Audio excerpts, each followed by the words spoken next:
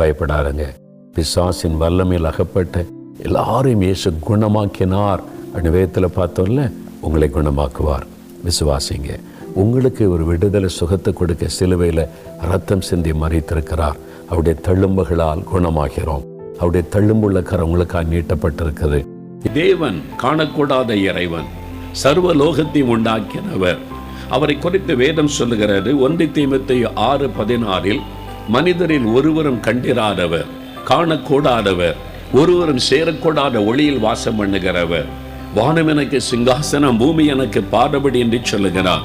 அவர் எவ்வளவு பெரிய தேவன்! அவருடைய மகிமை அத்தனை மகத்துவமானது. ஆகவே சாதாரண மனிதன் தன்னுடைய சாதாரண கண்களால் அவரை பார்க்க முடியாது.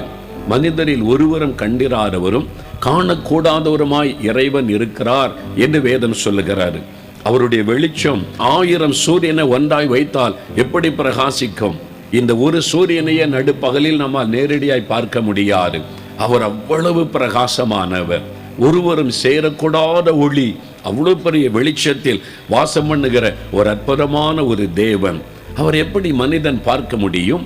அவர் தான் நம்மை சிருஷ்டித்தார், அவர் தான் நம்மை உருவாக்கினார், அவர் தான் அண்ட சராசரங்களை சிருஷ்டித்து காத்து தாங்கி நடத்தி வருகிற தேவன். அவர் மனிதனை நேசிக்கிறார். ஆனால் மனிதனால் அவரை பார்க்க முடியவில்லை, நெருங்க முடியவில்லை. மனிதனுக்கு ஏராளமான பிரச்சனைகள், வியாதி, வேதனை, பயம், போராட்டம். எப்படி அந்த இறைவனை நெருங்குவது? தேவன் அது நிமித்தமாய் நம் மீது அன்பு கூர்ந்து அந்த காணக்கூடாத இறைவன் சாதாரண ஒரு மனிதனாக இறங்கி வந்தார் என்பதாக வேதம் சொல்லுகிறார். அதைத்தான் 1 தீமோத்தேயு 3:16 தேவன் மாம்சத்தில் வெளிப்பட்டார். அந்த ஒளியாயிருக்கிற அந்த கடவுள், மனிதனால் பார்க்க முடியாத அந்த மகிமையின் பிரகாசத்தில் இருந்த அந்த தேவன், மனிதர்கள் தன்னை பார்க்கவும், தன்னோடு பேசவும், தன்னோடு பழகவும், தங்களுடைய பாரங்களை சொல்லவும், அற்புதங்களை பெற்றுக்கொள்ளவும் ஒரு சாதாரண மனிதனாய் அவர் இறங்கி வந்தார். அந்த மகிமையோடு அவர் வந்தால் ஒருவரும் அவருக்கு முன்னால் நிற்க முடியாது. ஆகவே தான் வேதம் சொல்லுகிறாரு, காணக்கூடாத அந்த தேவன், மகிமையின் தேவன் நம்மை போல மாம்சத்தில் ஒரு மனிதனாக இந்த உலகத்தில் வெளிப்பட்டார். அப்பதான் மனிதர்கள் அவரை நெருங்க முடியும், மனிதர்கள் அவரை பார்க்க முடியும், மனிதர்கள் அவரிடத்தில் பேச முடியும், அவர் மனிதர்களோடு பேச முடியும். ஆகவே அந்த மகிமையின் தேவன் இந்த உலகத்தில் மனிதனாய் வந்தார். அப்பொழுதுதான் அவருக்கு இயேசு என்கிற பெயர் வழங்கப்பட்டது. 2000 ஆண்டுகளுக்கு முன்பாக நம்முடைய ஆசியா கண்டத்தில் இயேசு ஐரோப்பா கண்டத்தை சார்ந்தவர் அல்ல, அமெரிக்கா கண்டத்தை சார்ந்தவர் அல்ல. நம்முடைய ஆசியா கண்டம், நம்முடைய இந்திய தேசம் இருக்கிற ஆசியா கண்டத்தில், மத்திய ஆசியாவில் இயேசு பெத்லகேம் என்கிற அந்த இடத்துல தான் மனித அவதாரம் எடுத்து அவதரித்தார். அவர் இந்த உலகத்தில் மனிதனாய் வாழ்ந்து ஜனங்கள் மத்தியிலே உலாவின சமயத்தில் மக்கள் அவரை பார்க்கிறாங்க. இதுக்கு முன்னாலே தீர்க்க தரிசிகளை பார்த்திருக்கிறாங்க, பல தேவ மனிதர்களை பார்த்திருக்கிறாங்க. ஆனால் இவர் வித்தியாசமாய் இருக்கிறார். அவருடைய பிரசங்கம் வித்தியாசம், அவருடைய வாழ்க்கை வித்தியாசம். அற்புதங்களை செய்கிறார், அடையாளங்களை செய்கிறார், ஜனங்களுக்காக பரிதபிக்கிறார், ஜனங்களுக்காக அவர் அழுகிறார், வியாதியஸ்தரை குணமாக்குகிறார், சப்பானிகளை நடக்க பண்ணுகிறார், குருடருக்கு பார்வை கொடுக்கிறார், மரித்தோரை கூட எழும்ப பண்ணுகிறார், ஜனங்களுக்காக பரிதபிக்கிறேன் என்று சொல்லுகிறார், மனிதர்களுக்கு அன்பு காட்டுகிறார். இவர் வித்தியாசமாய் இருக்கிறாரே. ஆகவே அவர்கள் சொன்னார்கள், கடவுள் மனிதனாய் வந்திருக்கிறார், தேவன் தமது ஜனங்களை சந்தித்தார். Lord has visited his people. ஜனங்களே சொல்றாங்க, இவர் சாதாரண மனிதன் அல்ல, இவர் கடவுள், நம்மை உண்டாக்கின தேவன், அவர் மனிதனாக இறங்கின மத்தியில் உலாவுகிறார் என்று ஜனங்களே சாட்சி கொடுத்தார்கள். அதைத்தான் கொலைசியர் 1:15 வாசிக்கும் பொழுது, இயேசு கிறிஸ்து தேவனுடைய தற்சுரூபமாக இருந்தார். He is the image of the invisible God. காணக்கூடாத இறைவனுடைய தற்சுரூபம். அதனால தான் இயேசு சொன்னார், என்னை காண்கிறவன் அந்த பிதாவை காண்கிறான், காணக்கூடாத அந்த இறைவனை காண்கிறான் என்று இயேசு சொன்னார். இந்த உலகத்தில் யாரும் சொல்லி இராத வார்த்தை, யாரும் சொல்ல முடியாத ஒரு வார்த்தை என்றால், கடவுள் மனிதனாய் வந்து மக்கள் மத்தியிலே உலாவினபடியால் என்னை காண்கிறவன் அந்த கடவுளை காண்கிறான் என்று சொன்னவர் இயேசு கிறிஸ்து. மக்களும் அவருடைய அற்புதங்களையும் அடையாளங்களையும் கண்டு, இவர் நம்மத்தில் வந்திருக்கிற இறைவன் நம்மத்தில் வந்திருக்கிறார் என்பதாய் சொன்னார்கள்.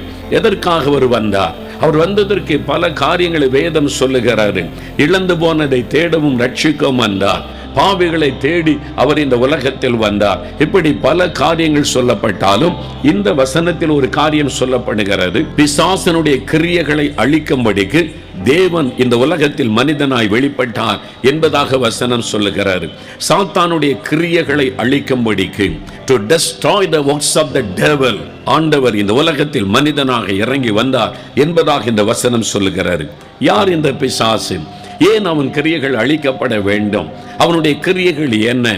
லூக்கா 13ஆம் அதிகாரம் 11ஆம் வசனத்தில் வாசிக்கும் போது, 18 வருஷம் பலவீனப்படுத்துகிற ஆவியினால் கட்டப்பட்ட பெண் கூனியாயிருந்தாள். நிமிர முடியாது, முதுகெல்லாம் வளைந்து எலும்பு வளைஞ்சு விட்டது. எலும்புல ஏதோ வியாதின்னு ஒரு பெயர் சொல்லி இருக்கலாம். இயேசு அறிந்து கொண்டார், இது வியாதி அல்ல, ஒரு பொல்லாத ஆவி, பலவீனப்படுத்துகிற ஆவி. 16ஆம் வசனத்தில் இயேசு சொல்லுகிறார், சாத்தான் 18 வருஷமாய் கட்டி வைத்திருக்கிற இவளை நான் அவிழ்த்து விட வேண்டியது அவசியம் அல்லவா? இந்த பெண்ணுக்கு நான் விடுதலை கொடுக்க வேண்டியது அவசியம் அல்லவா? அதுக்கு தான் இயேசு வந்தார். அவர் மதத்தை ஸ்தாபிக்க வரல, மதத்தை குறித்து இயேசு பேசல, மதத்தை பரப்புங்கன்னு சொல்லல, மனிதர்களுக்கு விடுதலை கொடுக்க வந்தார். பாவத்திலிருந்து, வியாதியிலிருந்து, வேதனையிலிருந்து விடுதலை கொடுக்க வந்த ரட்சகர் இயேசு. அவரை சரியா விளங்கிக் கொள்ளுங்கள். அவர் மத தலைவரும் அல்ல, மத ஸ்தாபகரும் அல்ல. இது மனிதர்களா சொல்லிக் கொள்வது. இயேசு கிறிஸ்து மத ஸ்தாபகர்.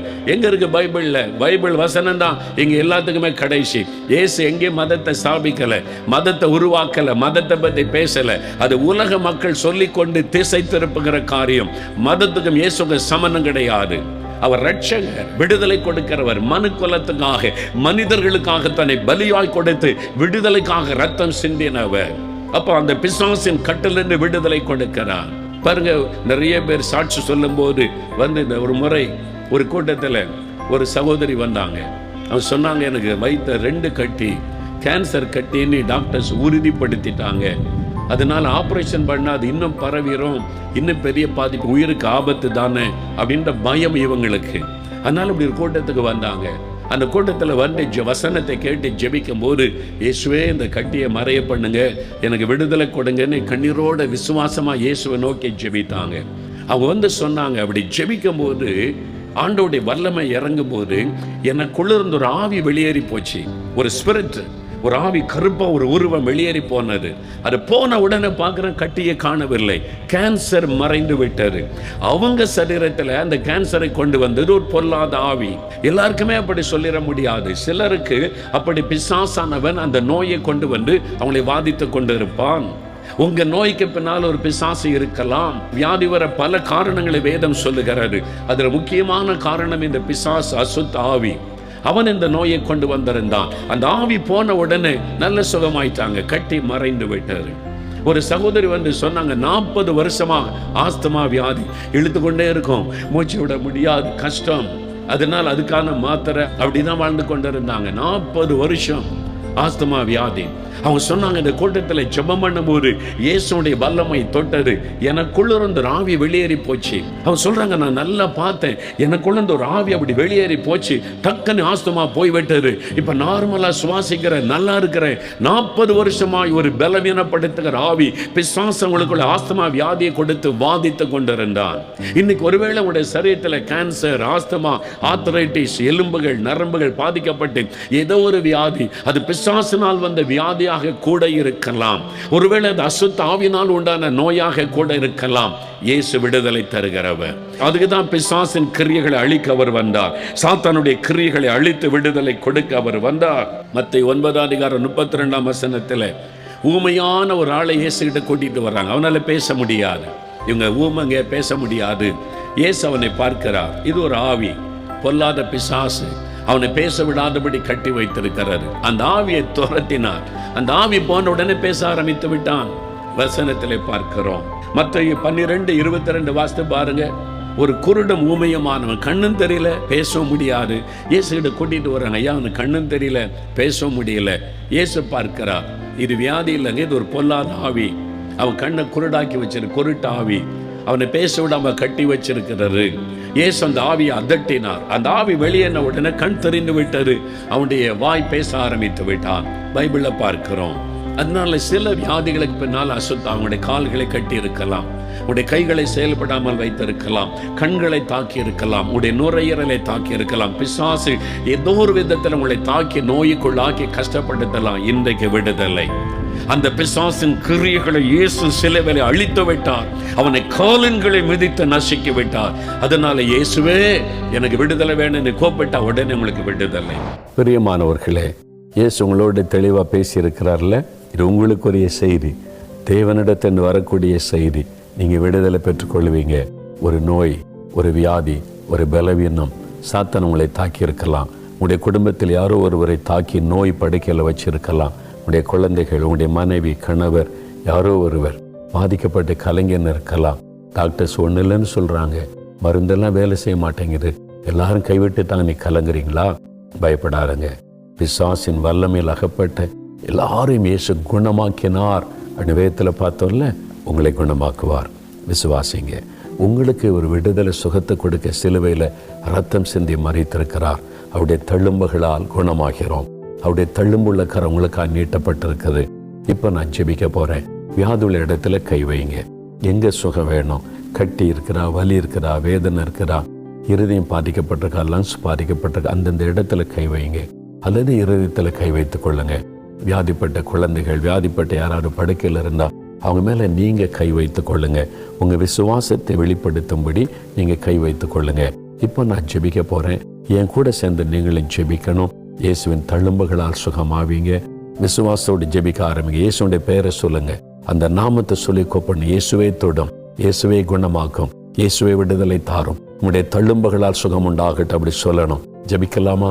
தகப்பனே, இப்பொழுதும் நசரேயனாகிய இயேசு கிறிஸ்துவின் நாமத்தில் உம்முடைய பிள்ளைகளுடைய சுகத்துக்காக ஜெபிக்கிறேன். இந்த வியாதிகளை கொண்டு வருகிற பொருளாதார ஆவிகளை நான் கடிந்து கொள்கிறேன். இயேசுவின் நாமத்தில் ஆஸ்துமா நோயை கொண்டு வருகிற பிசாசை கடிந்து கொள்கிறேன். கேன்சர் வியாதியை கொண்டு வருகிற சாத்தானை கடிந்து கொள்கிறேன்.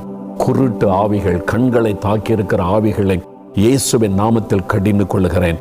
செவிட்டு ஆவிகள், காதுகளை அடைத்துக் கொண்டிருக்கிற செவிட்டு ஆவிகளை கடிந்து கொள்கிறேன். இயேசுவின் நாமத்தில் கேன்சர் வியாதியை கொண்டு வருகிற ஆவிகள், நரம்புகளை, எலும்புகளை தாக்கி வேதனைப்படுத்துகிறேன், பலவீனப்படுத்துகிற ஆவிகளை கடிந்து கொள்கிறேன். இயேசுவின் நாமத்தில் விலகிப்போ இந்த சரீரத்தை விட்டு, விலகிப்போ பொல்லாத ஆவியை இந்த குடும்பத்தை விட்டு. வியாதி படுக்கை மாறட்டும். படுக்கையிலே முடக்கி வைத்திருக்கிற பொல்லாத ஆவிகள் இயேசுவின் நாமத்தில் விலகட்டும். வாத வியாதிகள் விலகட்டும். முடக்கு வாதங்கள் விலகட்டும்.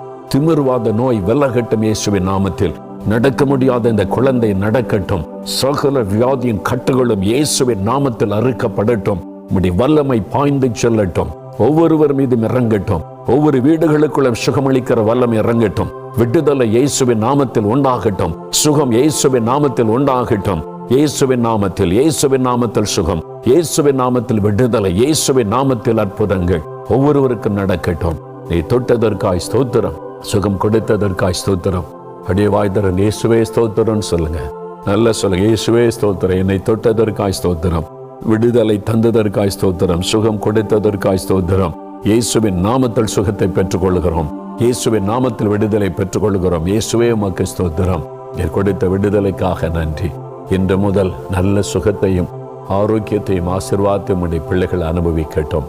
இயேசு கிறிஸ்துவின் நாமத்தில் ஜெபிக்கிறோம் பிதாவே. ஆமேன், ஆமேன்.